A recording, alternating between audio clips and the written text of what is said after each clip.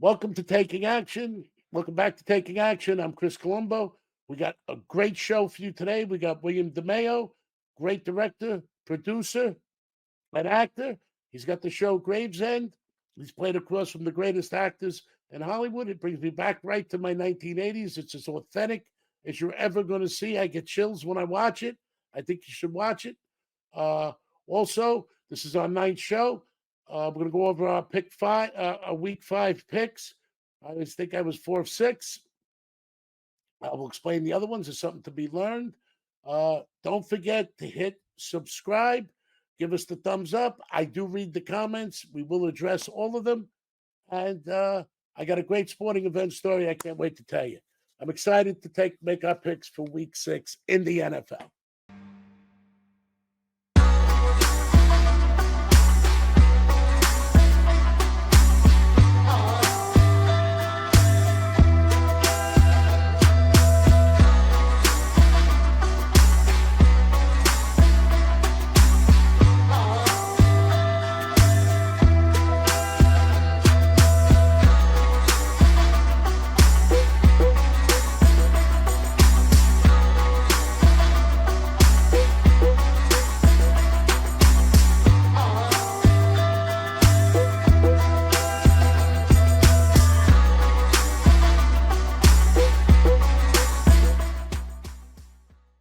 Welcome back to Taking Action. This is Chris Colombo. We're broadcasting here from Joseph Colombo Sr.'s basement. And I couldn't be more excited about my next guest that brings the neighborhood back. One of the best actors, I think, pound for pound, that's there today with authenticity and realism and truisms. He's a genius behind the camera. He's authentic in front of the camera. Hello, William DeMeo. How are you? Hey, buddy. Thank you for those compliments. I really appreciate that, bro. Thank you so much for that. It's well deserved. Thank you. Willie, my understanding and from what I see, Gravesend is about as authentic, and I grew up in Brooklyn in the 80s. As bad as it was, as good as it was, as fun as it was, it's a time I believe you captured pretty well. I was there. Thank you. Yeah, like you said, it was bad, but it was good. Yes. It was a tough place to grow up, and there was a lot of things that went down and a lot of, unfortunate people that died through those years, through the violence that went on with the street. But there was also so much good and unity in a neighborhood that everyone watched each other's back for the most part. And a place where you knew everyone, we all knew each other, and we all, our Facebook was hanging out on the stoop and talking and cruising 86th Street and going to all the great places, Pomoni Gardens and Lenny's Pizzeria and on and on and on, just being the time with the great music and just the cars that was so great. And I have all of that in the show. Yeah, I still have a 79 Silver Anniversary Edition Trans Am and a 71 Lincoln Mark III Cartier Edition. Oh, that's great. Yeah, well, the car and the main car that my character drives in the show is a Buick Grand National, which is one of the fastest cars ever produced. Yeah, which is my car, and I have a 78. Another car that's in the show is a 78 Coupe de Ville. There's 76 convertible Eldorado. A bunch of my cars are in the show. I love the old cars, and there's so many cars throughout the whole season 2 and season 1. So what people don't realize is you're a writer, director, and you finance a lot of your own projects. Yes, yeah. Well, we have a production company, and we have our own backers and people that have gotten behind our show, and had, I'm very grateful for all of the people that have stuck with us. And, now we're represented by the biggest agency in our industry. CAA is Creative Artist Agency, represents our show. With the television department, we're very blessed to have them with us. We worked very hard, and we took something that was independently made and made it mainstream. It's I think the fan base keeps growing and growing and growing, and we got such a great cast. It started season one with James Russo and Louis Lombardi and Leo Rossi and Nick Totoro, and then it just started to grow to second season two. Fran Drescher, Armand Asante, William Forsythe, Chaz Palminteri, Sophia Milos, Martin Cove, Mario Cantone, All brilliant Andrew, actors. Andrew Dice Clay, I Gina like Gershon. I don't want that. We just keep Vicky Botetto, like our cast just keeps growing and growing and growing. And we're gonna get some great people of season 3 as well. I'm friendly with Vic. Oh, Vic's a great guy. Good hours. Yeah, Vic's a great guy. He did really good. He's in about 5 episodes. He played a maid guy in Florida, and his character was Barry Goldova, and he did a great job. We had some funny scenes together too. Yeah, he's a character. Yes, absolutely. And he can eat too. Yep. Vic loves Yeah, to we eat. went to Spumoni Gardens a few times. Yeah, he enjoyed it, right? Yes, absolutely. And I try to go to his shows as much as I can to support him as well. Yeah, he's a great and he's person. from Brooklyn too. He's from Brooklyn. Of course, we got to stick together. Absolutely, Chris, 100%. Absolutely. You played, of course, from some of the greatest actors in the world, and really held your own and did well, and made an impact. Thank you. No, this is for me watching. Travolta, De Niro, Armand Asante, and the list goes on and on. Do you pick up things from those actors? I noticed that they picked up things from you from when they played other roles. So Yeah, actors feed upon one another. I noticed yeah, that. well, when we were doing the Gotti movie Even Bruce Willis. with John Travolta, there was a couple nuances that you and I would know from Brooklyn. Yes. Just different things that I'm just saying there was a couple of things. One time there was a guy that was supposedly made, had facial hair, and he came out, and I told John, I said, John, tell him to shave that, because you wouldn't and he did it in the scene. He said, shave that. So that was just one thing, but I pick up a lot from working on The Sopranos. I mean, working with James Gandolfini, working on The Sopranos set. I watched Steve Buscemi direct.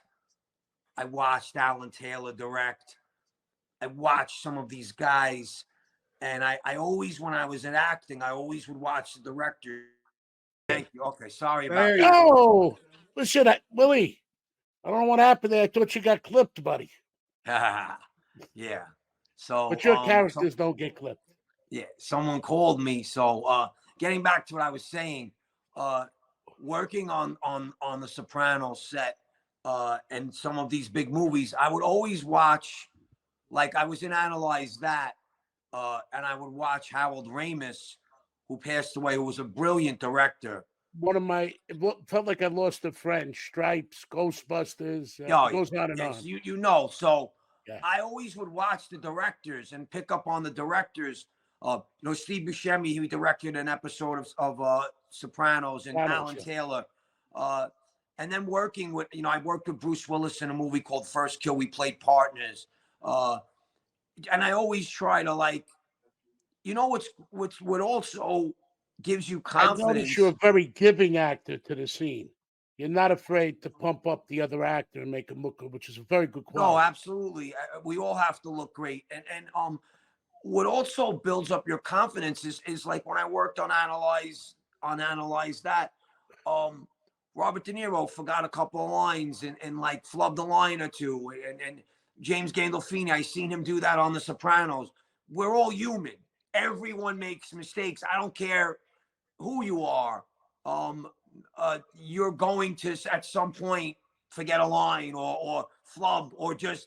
So when you see people that are so great do that, it also gives you confidence, because we're all trying to be perfect and do the best that we I can. say the only time I was ever perfect was when I was a perfect asshole. That came easy. Everything else I had to work at.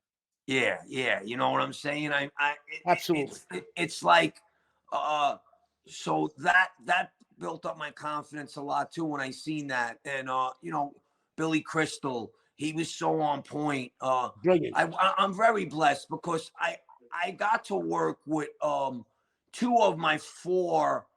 Like, if you're an Italian American, there's four actors that kind of really stand out. There's De Niro, Pacino, Travolta, and Stallone. Yes. I got to meet all four.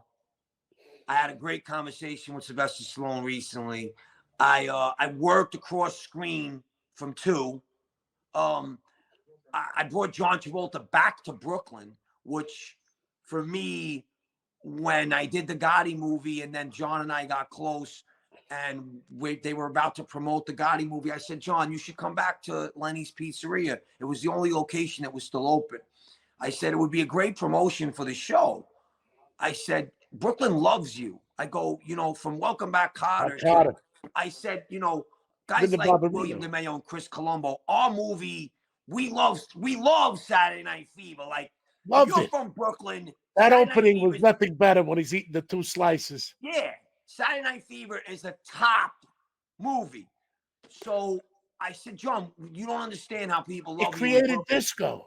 It made a genre forever. Exactly. So we agreed, and he came back to 86th Street. Chris, you would appreciate this. Here I am, a neighborhood guy. I grew up in Bensonhurst and Gravesend. And there you are with Vinnie Barbarino, aka what was his name? And I'm in front of Lenny's Pizzeria, and there's 10,000 people in the street, and there's great music playing. And John and Kelly Preston, his wife who passed away, who was wonderful and beautiful. I didn't know that. We're on the stage, and it was Joe Corsi was there with us. It was such a great day, and it made me, you know, it brought Brooklyn back so much. To all the old school people came, and that's why I love what I'm doing with Gravesend, because I'm showing Brooklyn the time that, you know, your father's from there. I mean, there's so many legends. There's street legends. There's people that have gone on to do great things in their life. Like, you know, there's so many people that come. Michael Jordan was originally born in Brooklyn. Like, there's so many people. Adam Sandler was born in Brooklyn. The guy who founded Starbucks. There's so many. Neil Diamond, Barbra Streisand. We could go on and on and on. The Beastie Boys. And I'm just so proud of being from. That's why I have my clothing brand. It's called Brooklyn Brand. It's all Brooklyn stuff. It's like, I'm so proud, and that's why doing the show is a thrill for me, and the fan base that you know. I'm not trying to knock New Jersey with the Sopranos, but you can't compare apples and oranges. The magnitude of Brooklyn, that one little borough, to the whole state of New Jersey. You can't. It's just that Brooklyn is such it's a brand. It's worldwide known, and if we're talking about the street, how many people come from there? I mean, your father, one of well-known people there are on the street. Sonny Francis. We could go on and on and on. How many names? Carlo Gambino. We could keep going. Me and you could sit here and probably name 30 people in 5 seconds. Tommy Karate, Gas Pipe. I mean, we'll skip on Gas Pipe.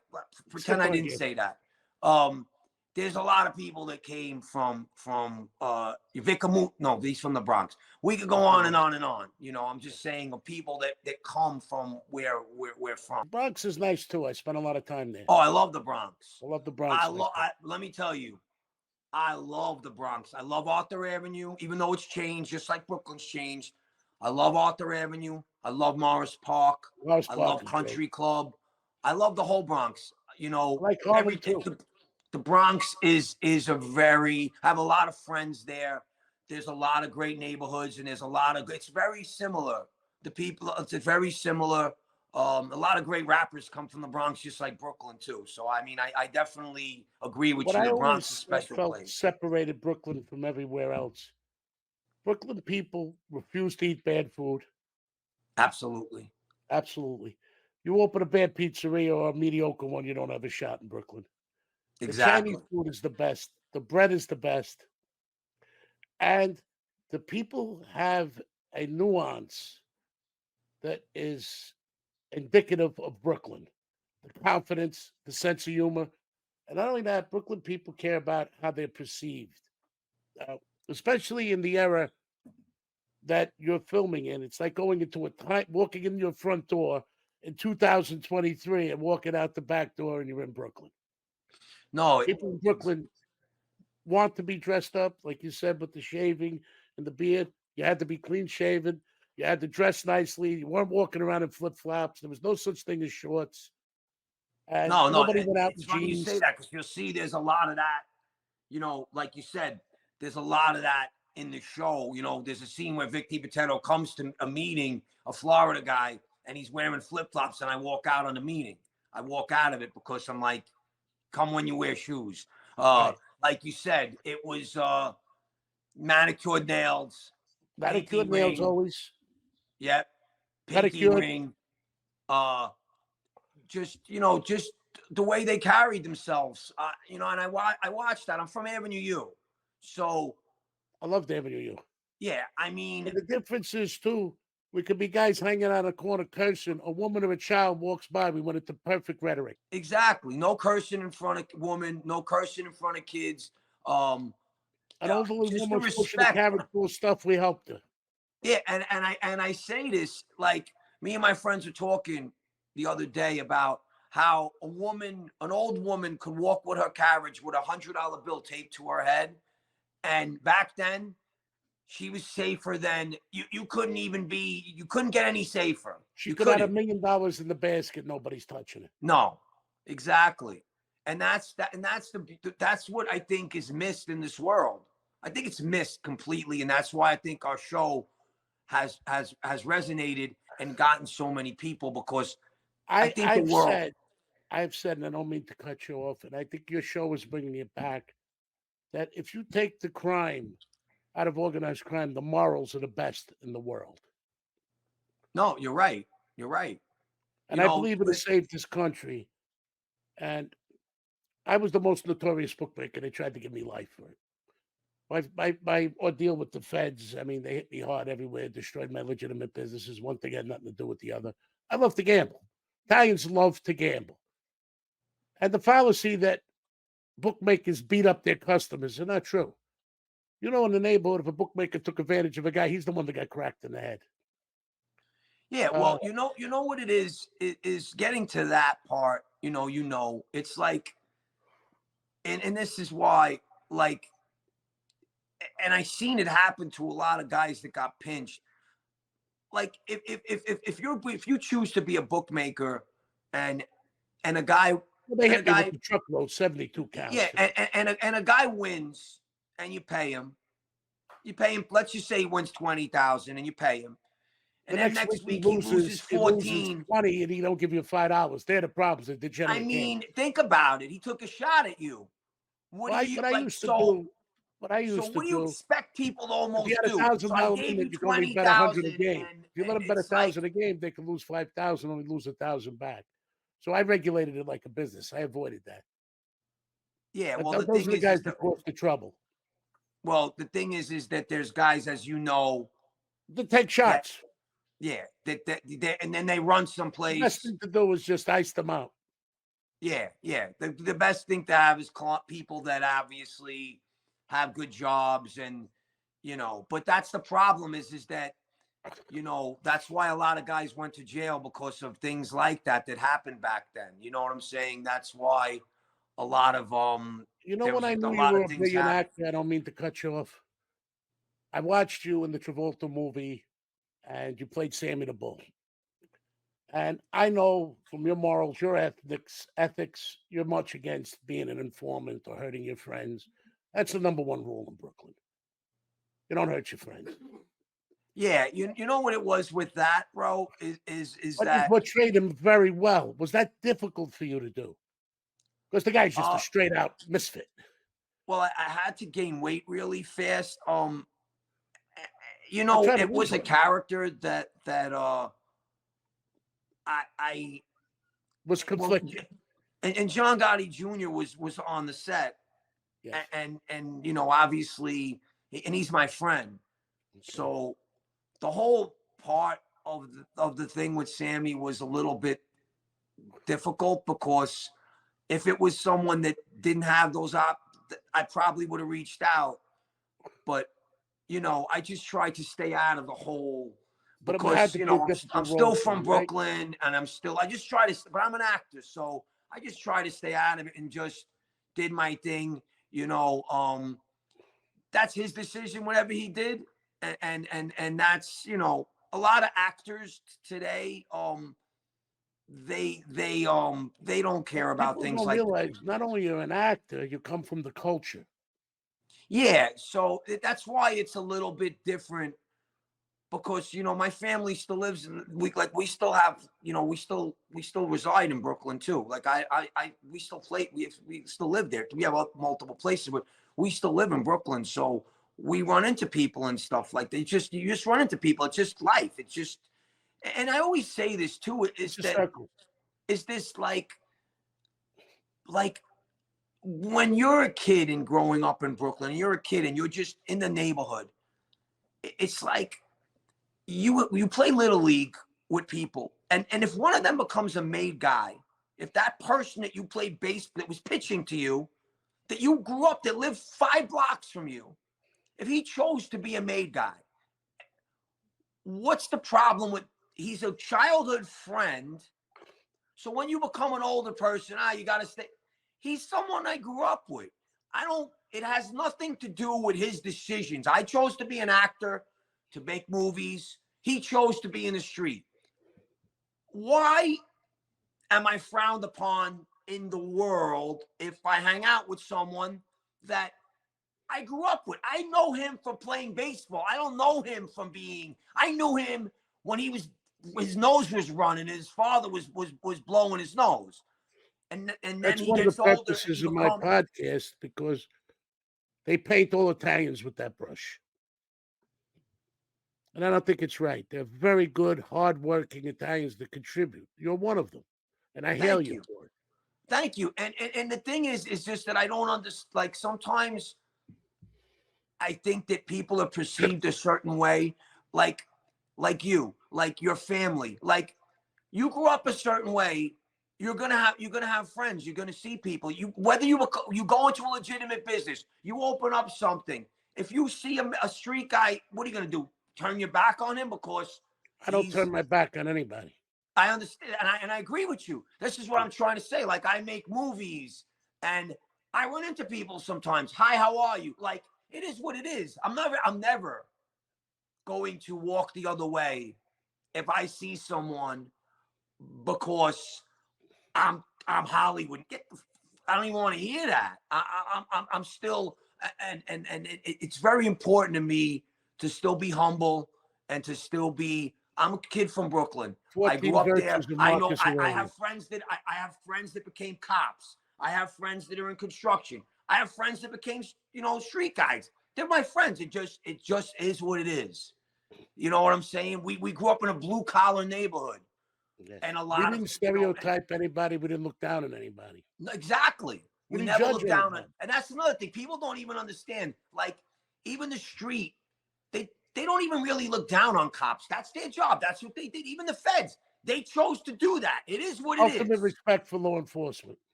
You know what I'm saying? Yeah, it is what it is. You know what I'm saying? So, There's good and bad in everything. exactly, bro. But we're Exactly. stereotyped bad because we're Italians too. No, exactly. And like I said, it was so, for me. I'm so proud of where we grew up, and that's why you and I, we could sit down And your and show have is lunch my era. and talk I for graduated high school in hours. '79. So that's when I was running around. We were out every night. Did you? So what was your main stomping grounds like back in the day? Like, what was? Pastels. Yeah, of Pastels. course. Uh, used to stop in and see friends at the Brown Derby. Did you ever go to Plaza Suite? Yeah, of course. Of course. Yeah, that was Sammy's place too. That was Sammy's place back then. Yes, I know. Yeah, yeah, of course. It was Pastels was just it was something else, right? Yes, And it, and almost every night there was a brawl that happened, and on a Monday there was a sit down there. It was I like it was in a was just, lot of the brawls. I'm sure, it was crazy. But you think about it, like people don't know. Me and you could understand. Like you got all this testosterone in a room, Right. and all these guys. And a lot of liquor. A lot of Yes, liquor. and And everyone a in lot of there. beautiful women. Exactly. 80% of the people that were in Pastels, either their uncle, father, cousin, brother was the main guy. 80% knew there was an attachment somehow. Because whose father, who this, and you have all these egos, and it. But And I on never the most started part, a I lot never of people started a got fight in along. my life. I was a target because of the name. Or you Yeah. have the friends that like to cause trouble to get you involved. Well, yeah, you know what it is. You're right, brother. It's crazy. I see that. I'm very close with Chuck Zito, who is a gentleman and a class act, and very lethal, a very tough person. And like you just said, sometimes, I'm friends with Mike Tyson. Like sometimes people want a shot at the belt, like with you, like you just said, and they'll test you because they're not smart, obviously. So you're right. A lot of times having that name comes with And then when you aggravation, start having fights, and it's it like comes with shooting hate. Jesse It comes James. with people that want to bring you down. Yes. Unfortunately, sad. It's very I sad, never bro. threw the first punch in a fight in my life. You can say what you want. I didn't fight till I got hit. No, I'm sure. I'm sure. The same thing with me growing up. You know what I'm saying, bro? And what I notice now is back then, sometimes Bay Parkway would fight with Kings Highway, East Side would fight with you remember the neighborhoods. Now, when you run into someone from Brooklyn, you could be in Jersey, you could be in Long Island, you could be anywhere. There's such a bond that, Yeah. like, back then, we didn't realize because we were territorial. We were Very territorial. territorial. And The West protected. Side, the East Side, this, I don't that. know about the fights you got. And when I was in Brooklyn, there was always a 45 to an hour debate before the fight. No, yeah, yeah. You And shouldn't have now, said that, but yeah, you said it. But that ain't the right thing to say. Don't mention no names. Oh, and it went on. yeah, yeah. And that's why 90% of the times it ended with a drink and a handshake. a lot, But you're once right. it started, the whole place got involved. Yeah. But like I said, now when I run into people from anywhere in Brooklyn, they're always like, I see, because we didn't realize what we had back then, bro. Like, we didn't realize how special it was. It was a special era, too. Yeah. And your And show brings us back to a special time. yes. And that's what I'm the proudest of because, we got scenes with block parties, the feast, the stoops. It's not just about the street. The street is a focal point on the show, but it's about we shot in Spumoni Gardens, we shot in Lenny's Pizzeria, we shot in Brennan and Carr, we shot in Brennan and Sheepshead Carr. Bay. Brennan and Yeah, Carr. yeah. So it's special to me Best roast beef around. oh yeah, I love the Sullivan family. How They're about they're John's great. Deli? That's a roast beef We sandwich. shot at John's Deli too. And Yeah. you So literally need the roll of paper towels. now he has a place in Diker Heights too. I don't know if you know that. There's one on 13th Avenue now. John's Yeah, Deli on I lived on 13th Avenue. 83rd between 11th and 12th. Yeah. Do you still go back to Brooklyn often or not really? Not as much after my brother Vinny got out of the funeral home. And most of Brooklyn was transplanted to Staten Island. Yes. So if you want to go back to Brooklyn, just go to Staten Island. Your dad was born. Your dad is from what street again when he was a kid? Where 86th Street, 86th Street and Diker Heights, right across from the golf course. his club was Club Under on the L. 86th Street Yeah, Club Under the L on 86th Street. under the L. Club Under the L was the name of it. What It was a where nightclub. He was the? didn't have a social club. He had a nightclub, Club Under the L. Oh, it's called Club Under the L. Yeah. On what street? But what street was Club Under the L on? Was 86th and what? 69 to 71st. 69 to 71st. Well, that don't. Well, 86th Street doesn't.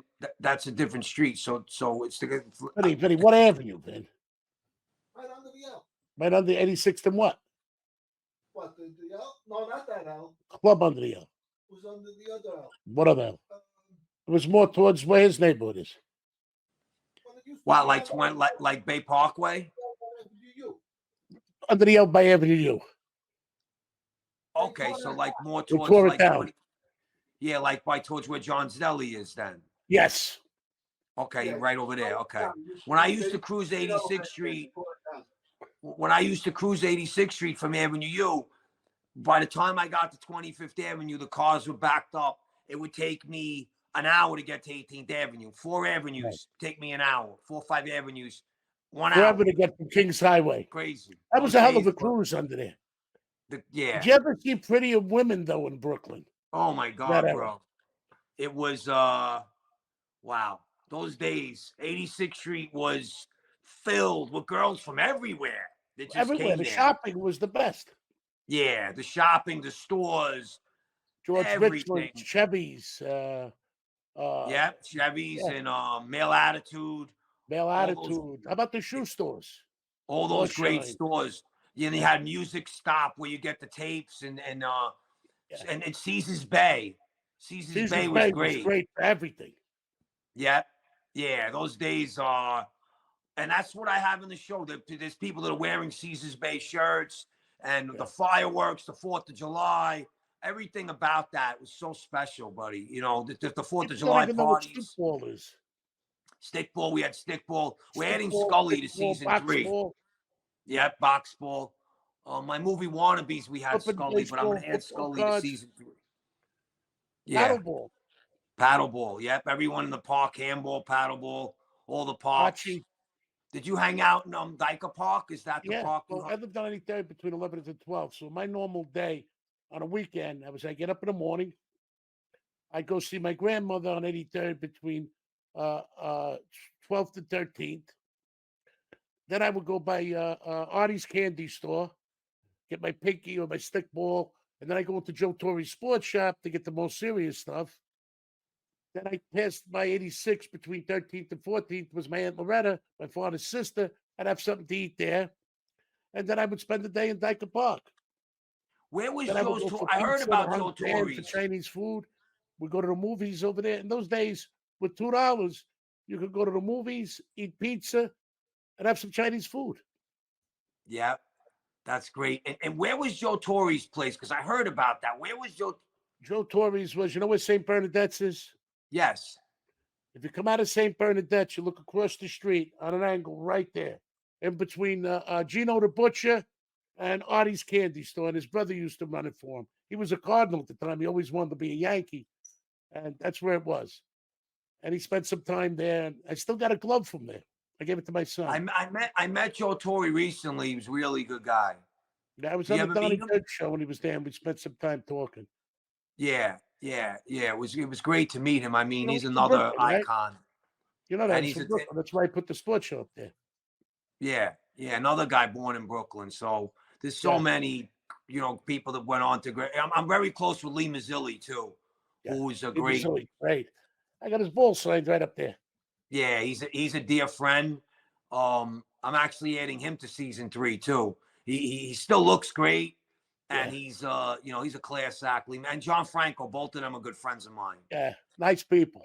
Yeah, John Franco was a great pitcher for the Mets too, and the Reds. But I'm blessed to meet all these people and people that I grew up watching and that I became friends with. It's a very big blessing. What people don't understand is people from Brooklyn have a willingness to communicate. Yes. You run into a person from Brooklyn, they're going to talk to you. Exactly. You're polite, Exactly.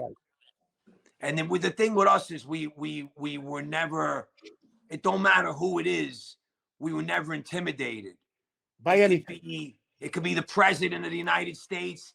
It could be, and we will also taught to treat a homeless person the same as if we treated the president. Exactly. Respect. And we always, have the confidence level is the person, even if the billionaire, he puts his pants on one leg at a time like us.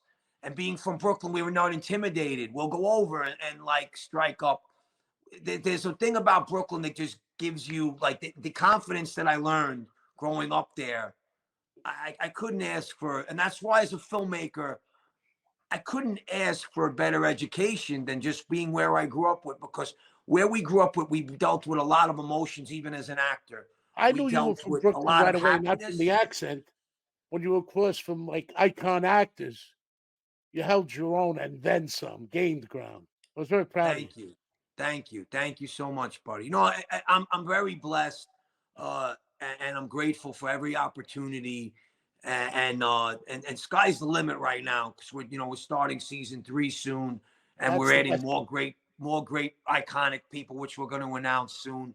But even like Chaz Palminteri, my first role was in A Bronx Tale, and Chaz he started that movie, and that's how I got started as an actor. Brilliantly, So, brilliantly written, directed, and produced movie. Brilliant. oh, absolutely, absolutely. It It's a was I had classic. only a couple of lines, but that's how I got started.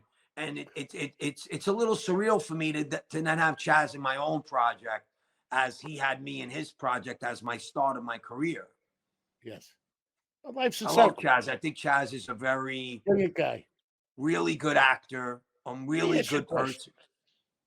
The neighborhood we grew up in, I watched this in The Godfather of Harlem. It bothers me.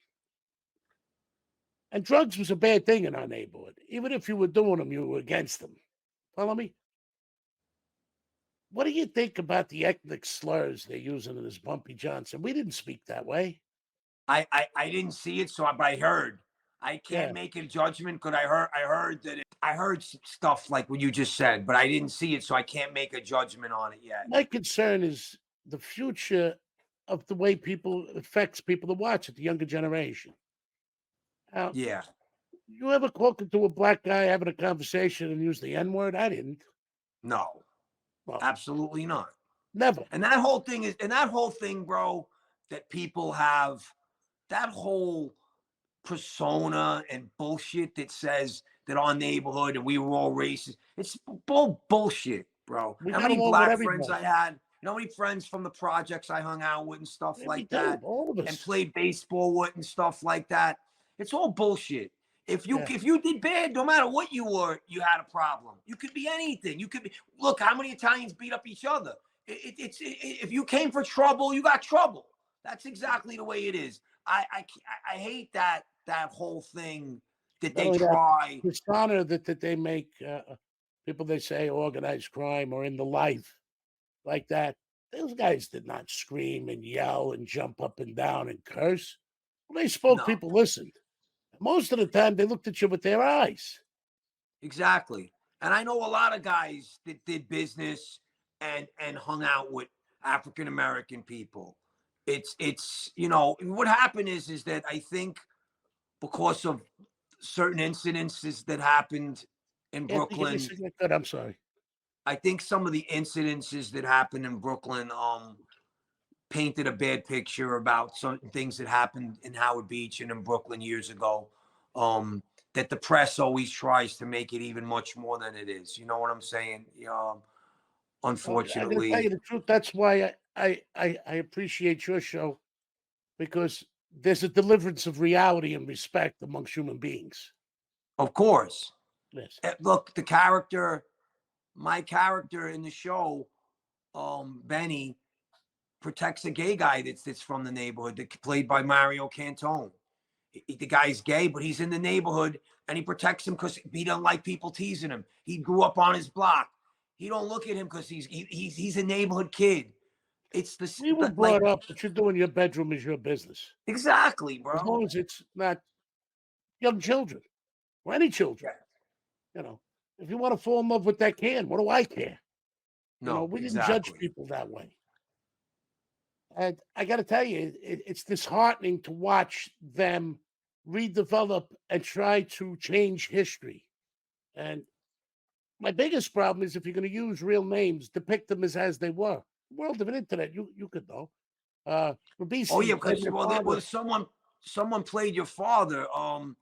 Ribisi, what a terrible actor. He looked like a cross between Quasimodo and what's that other guy? Quasimodo and Dom DeLuise. And he You're spoke like talking about Ratso Rizzo. My you're father was talking about from the ridiculous. Scott offer. Pickett. You're talking about the offer. Or you're talking about the The Godfather Offer. of Harlem. The Godfather of Harlem. That guy was nothing like my father. You know, buddy, I read. So the offer.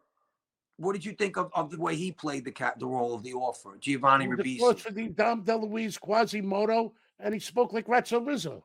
My father, when he Bro, spoke, captivated hundreds of thousands of people. I was highly considered for that. I read for that, I would have and preferred you play it. and my audition was so on point. But that's I not their know honor. They wanted to make a mockery. And they did. you know, bro, it's you know what it is, pal. And I'm sorry you feel that way. You know what it is that I know they try to get middle America and the world that don't know to believe this nonsense. You know what I'm That's saying? what I'm saying.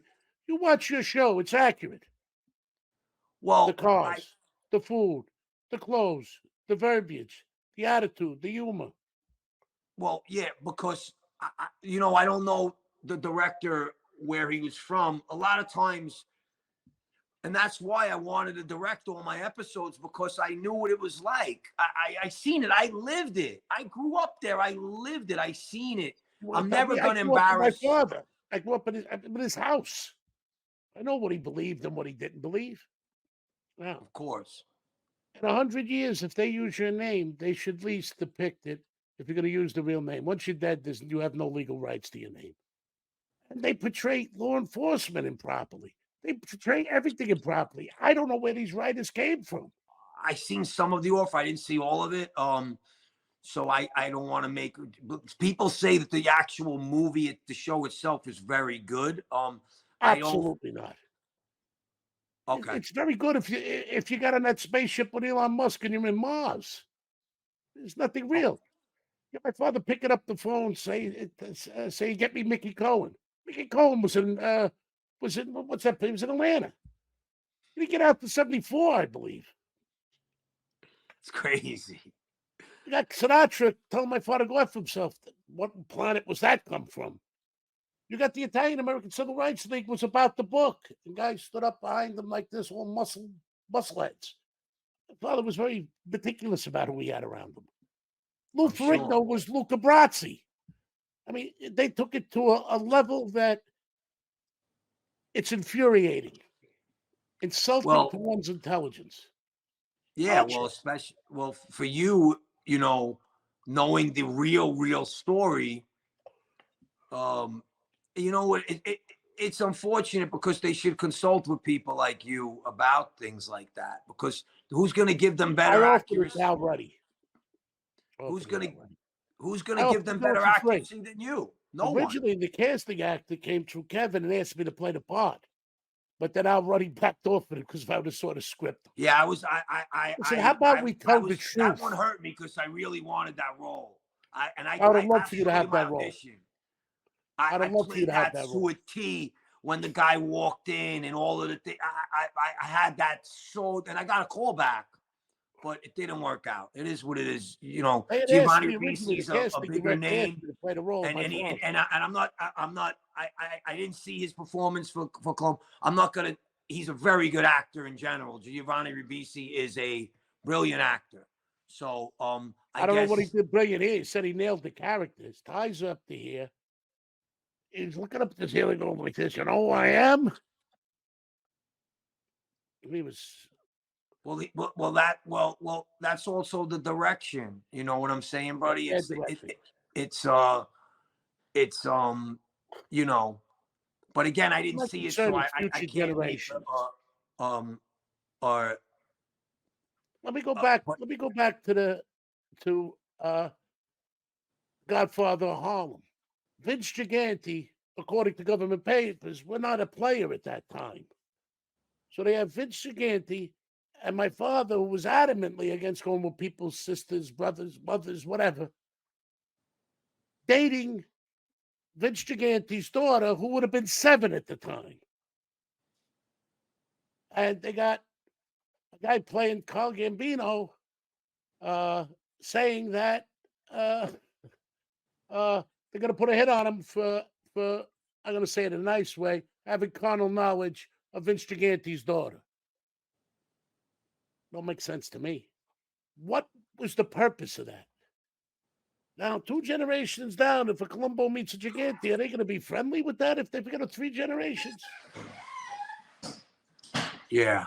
For you, it's got to be tough to see stuff like this. You know what I'm saying? For anybody, it's got to be tough to see something like that.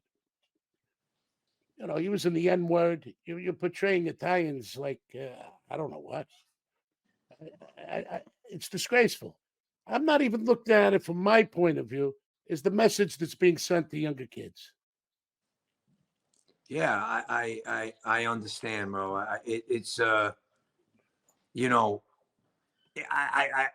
I do things my own way. How people do things their way is their choice. I'm not knocking them, but it should be some kind of got to be some kind of. In my show, if you watch it, you'll see that there's none of that in there. I try to portray these guys a certain way. Most of the guys I was around, bro, were very classy. Myself also. Very, very respectful. And like you said, bro, like people don't understand. They don't yell. It's a look. One little look. You're in trouble just by, if there's more silence, you're in trouble more than them yelling. Like, right. They yelled, they cared. So a lot of times they try to and they overdo it. It's so subtle.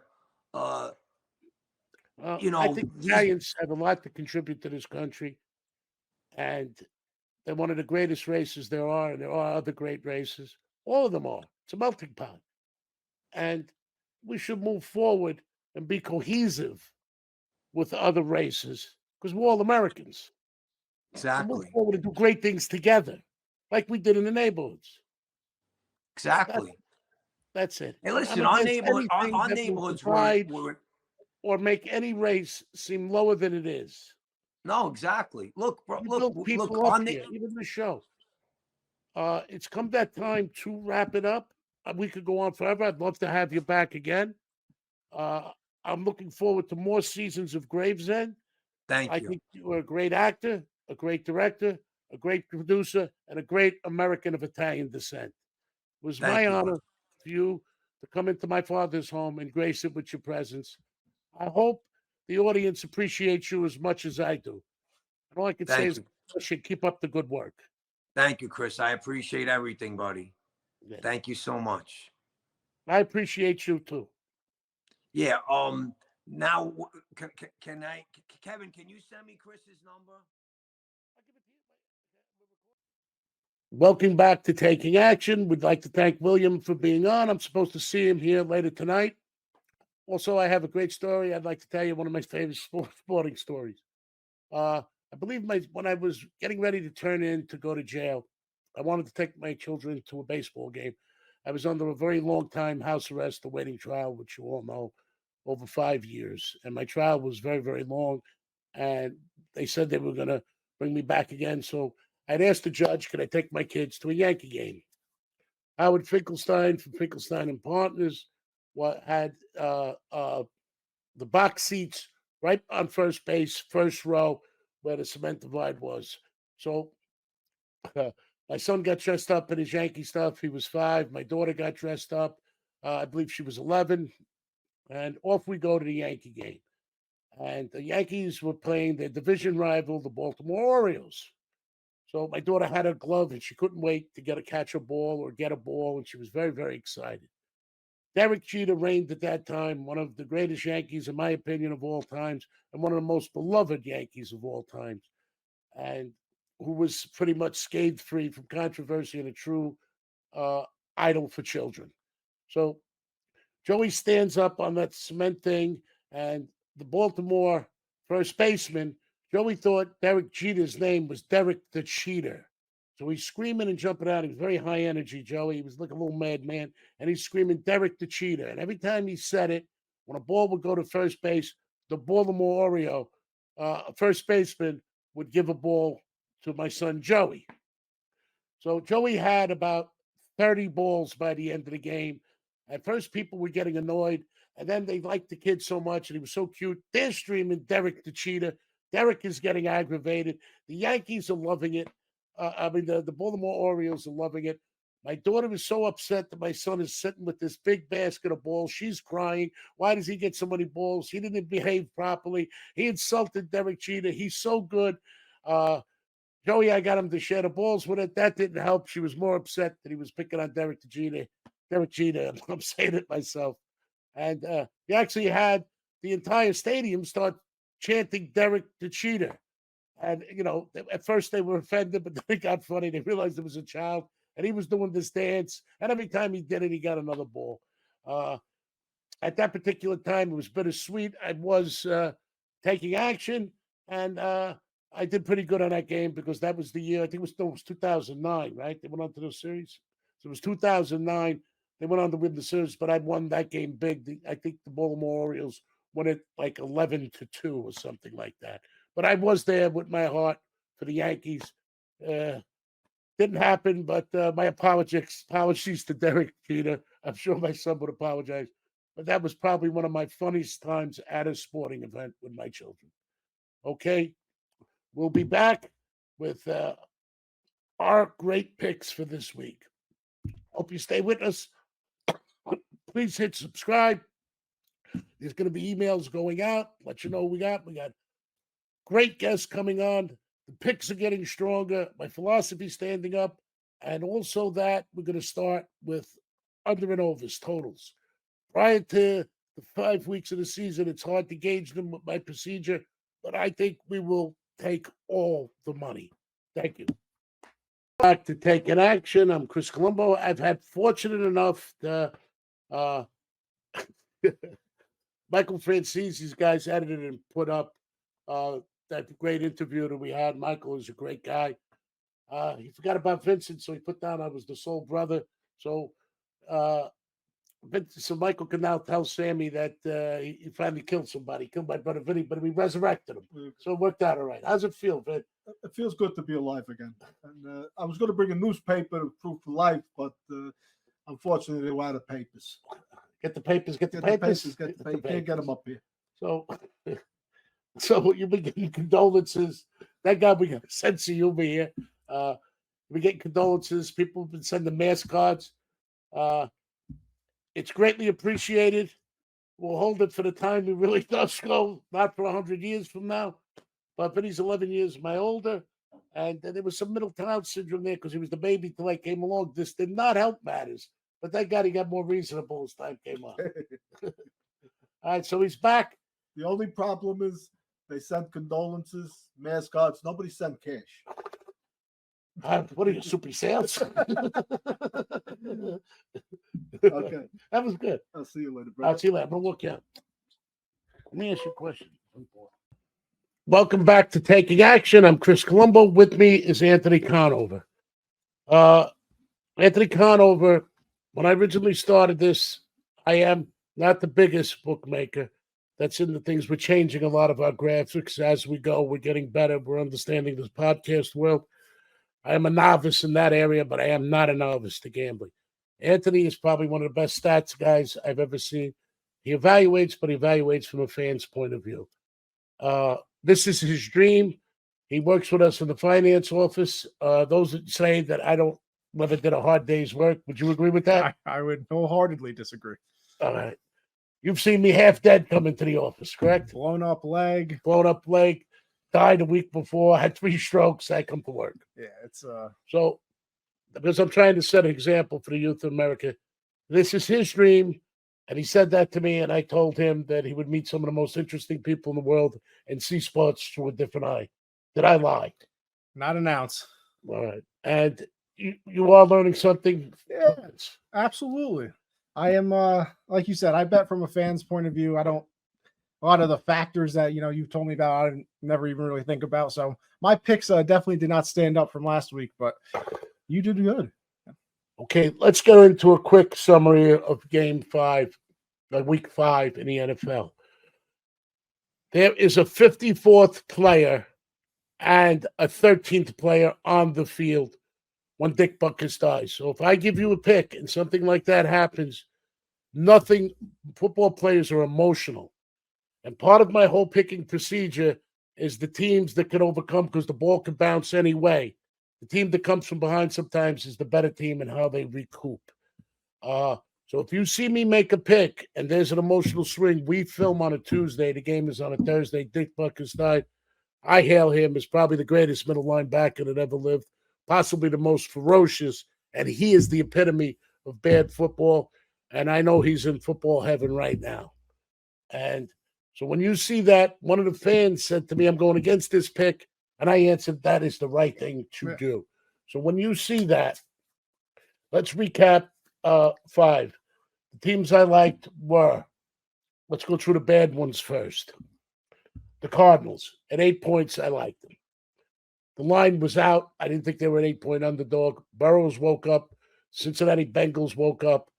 They were ferocious. Jamar Chase, 3 touchdowns, 15 catches, franchise record. Yes.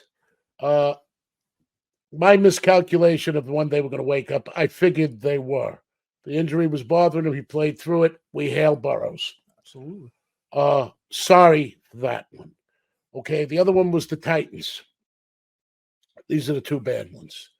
I think I had 4 very good ones when my pick of the week stood up. Saints were my pick of the week. Never in question as a sad Patriot fan. So anyway, the Titans. The way I will later on tell you the 17 variables that the NFL uses and how I approach it. The quarterback is very important. So when the starting quarterback goes down, half my analysts and the offensive, defense, special teams, the coordinators, the coach, they bring in a whole different playbook for that time. I don't think the Titans were ready for that playbook. That changes the films. That changes everything they watched in the past. I believed we were better off without Minshew because they would have stuck to their game plan. Especially in that situation as well, because Anthony Richardson, very athletic, running quarterback. Gardner Minshew is going to stay in the pocket. So it's a completely different game plan than, having to prepare for a running quarterback compared to in the pocket. Yes. And they weren't prepared for the running game coming straight at them. Zach Moss. Yes. But it changed my variable. So if a quarterback, when I tell you, is not starting on either side, pay attention to the pick. If there's an emotional upheaval or a loss, momentum is the most important component in football. They're professionals. And I look for the teams that recover from the sway. Sometimes you see a ball fall the wrong way and interceptions. Those teams that recover from that, I like to go with. I like to take the points. Secondly, so my pick of the week, the Saints stood up. I believe the Jets did exactly what I said. It went the way I tell Anthony earlier. I might format. Who was the other one? The Raiders. 49ers. A little bit hairy. Sorry, the air up here is kind of smoky. No, not smoky. The allergies. Thanks, Ed. Would you please? The Jets stood up, and there was one other pick. 49ers. I like the 49ers to take it all this year, but it's still too early. Okay. Secondly, after this week is when my totals kick in. It's very hard to evaluate a total when you don't have data. So right now, the totals are going to be also, if I see ones I like, we will speak about it. If I don't, we do. And you can see totals have been up and downs for the first 5 games, not seasons this year. Around right after the 6th, I usually don't like to pick the first 3 games. The 4th, first three weeks of the season. Yes. The 4th is when it tightens up for me. The 5th, I believe if the quarterback wasn't out and Minshew tightens, and my pick would have went more the way I wanted. Cardinals is just because it was a long line. Let's go into this week. And yeah, like we said before, like you said, we record these on Tuesdays. So obviously the line will change from here to when the episode comes out to even when, possibly you bet. So, okay. If you ask how I do this, is it prepared? My protocol is that I watch the games. I text or call Anthony with notes I make. I look at stats. That game for me is won in that 11 inches about a ball. I was an offensive line coach for 31 years and a head coach, and younger kids. I was very successful. I prepared them for high school. I did a good job at that because anatomically I made them learn the game. Because at younger ages, you don't know how you're going to develop it. To put them into that, just learn that. So I did a lot of what they did down south. There was a lot of watching, learning all positions on the field, how it interacts. So if you ask how we do it, I evaluate and I watch the films over and over. I watch the offensive line, the defensive line. I pay a lot of attention to special teams, and I pay a lot of attention to how deep they are in certain positions and not deep. And injuries are very important. But remember, it is professional football. They're getting paid a lot of money, so there are no bad players. All right, we'll get into it now. Thursday night kicks off week 6. Denver at Kansas City. Line started at 10. It's now 10.5. That's a half-point move. Everybody likes it. That's a lot of points. I like Russell Wilson, but he doesn't seem to be performing. Their lines both ways are erratic. Their special teams have dropped the ball a couple of times. I believe the Broncos defense has given up the most points in the NFL so far. I don't want to pick on them. The point is we're going to try to handicap a game. When at large point teams, also Mahomes shows me he doesn't go for the score. He'll try to run out the clock. I haven't yet evaluated that if legalized sports, how it has affected, but it has affected the NFL without a doubt. And I thought you would never hear these words out of my mouth as a bookmaker when you saw the majority have very high lines. I got my head kicked in on teasers because they can win both ways. So that's what I would look out for as a bookmaker. I would never advise anybody to lay 6-5 and pushes blow it. But that's where the hook kills you on a teaser. But what I used to do for them, I would move it up, and there were no hooks. You would either win or lose. I was a little more gracious. And that was called a sweetheart teaser. I invented it. So moving forward, and I moved to the Grand Salami. Moving forward, that's all the totals for entire hockey day. Okay. Moving forward, at this point, there are a lot of high lines. It's very, very difficult to evaluate if they're going to give the give-me-up touchdown or if they're going to blow them out. It depends on what position they're in. That is my advice on high scoring teams with a high spread. Thank you for giving me that. I didn't realize spread. Thank you. No problem. I thought spread was something you put with like peanut butter and jelly. Chunky or smooth? Yes, it is. Chunky or smooth? Thank you. I go chunky. Sunday, we move on. Ravens at the Titans. Ravens started off 4.5-point favorites. They're now 3.5. Well, people are favoring the Titans. I think they're a solid organization. I like the offensive line. I like the defensive line. I like the special teams. I like their running game. Oh, actually, this is also the London game. I forgot to mention that. The Bills last week flew in Friday night from London. It's unheard of. Dumbest thing I've ever heard in my life. The dumbest thing I've ever heard. It's jet lag. It's preparing to be ready. I don't know how to evaluate. The Jaguar game was an easy game for us to do. I think we were successful on that one. No, we picked the Bills. You picked the Bills. I like the team that was there, but we'll go forward. I said I leaned towards them because of the Bills, but that's not the point. But it's in London.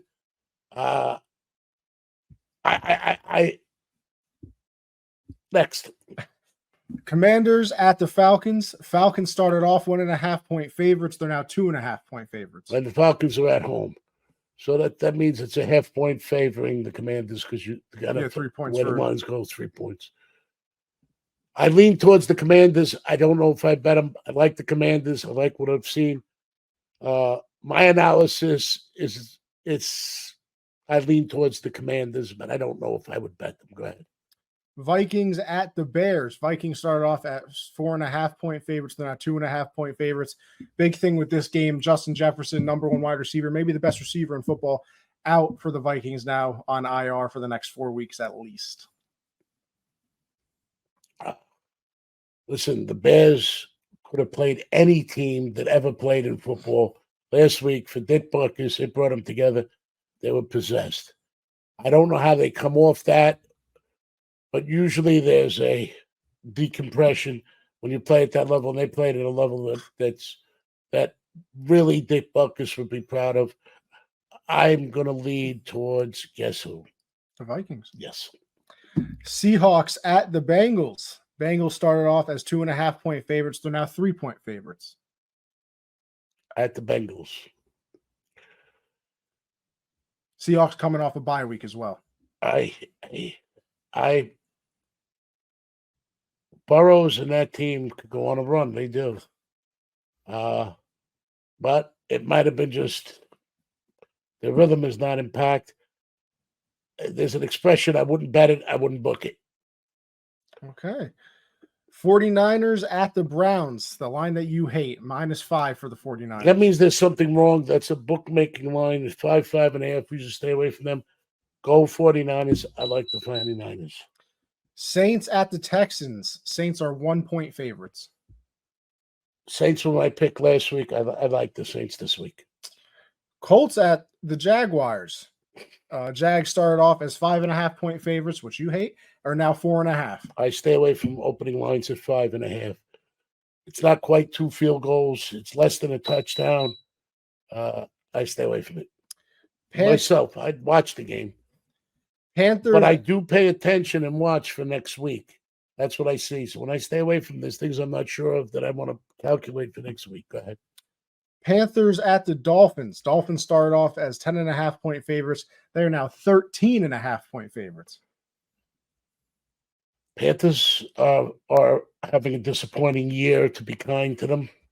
Number one, they traded for the number one pick last year. It looks like they're going to actually, they don't even have a first round pick this year because they traded it away. So like I said, you usually never hear these words out of my mouth. It's teaser week. Those of you who don't know what a teaser is, on 2 teams, you get 6 points, 3 teams, you get 10. You lay 6-5. If pushers usually lose, depending on the operation. And I know if it's legal, you're in trouble with that. Pushers are going to lose. But this is a teaser week when bookmakers get their heads kicked in. People think they're getting points for free. They're not. They're laying 6-5. And pushers lose, which is a big thing, not tie. So this is a week where when the points are big, both sides could win. We go on. The Patriots at the Raiders. Raiders were 1.5-point favorites. They're now 3-point favorites. The move indicates that the smarter money is on them. Beyond 3, because a lot of games end in a field goal, we can't push it. I like the Raiders. Do you agree? As a Patriot fan, I do. We're terrible. Bill Belichick is no dummy, but I don't see where he's going to bring this team together. They just don't have the talent. Their wide receivers average 1.5 yards of separation, worst in the NFL. Lions. I hate to pick on a team. Go ahead. Lions at the Buccaneers. Lions are 3-point favorites. That means they're saying 6. I think that's a hell of a game to watch. Buccaneers are one of the teams that I picked that would do well against the spread, especially when they were underdogs. Voracious defense. That's up to you people to call. Buccaneers are a solid organization. Detroit has shown us a lot. But when in doubt, I take the points. Cardinals at the Rams. Rams started off as 4.5-point favorites. They're now 6.5-point favorites.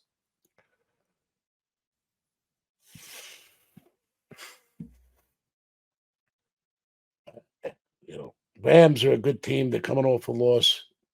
They're in a good rhythm.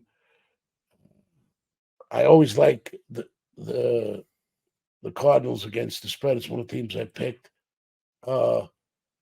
They made a lot of mistakes last week. Rams also did get their true number one wide receiver back, Cooper Kupp, last week to pair with Puka Nacua, who's had an unbelievable start to the season as a rookie.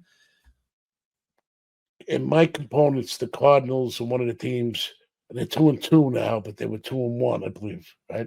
I think they are 2-3. Not 2-2. Against the spread, or 3-2. Against the spread, they might be. They're 3-2 against the spread. 3-2 against the spread. They were 3-1, but they dropped 2 balls in the end zone. 3-yard passes, give me up touchdowns. They anticipated. But that one stuck in my head. That's a tough one. Cardinals are going to be good against the spread this year, but they're going against a solid organization, and the points are not that pronounced. So I would book it, not bet it, but I don't book no more. Eagles at the Jets. Eagles are 6.5-point favorites. That's where home team underdog kicks in. Historically, I think the Eagles have done pretty good against the Jets. That I'm not sure, but the Eagles have been unbelievable the last 2 years. Jets also not a very good offensive line. They just lost another one for the year. I know all about it. We talked about it earlier. I watched it happen. What's the line there? 6.5.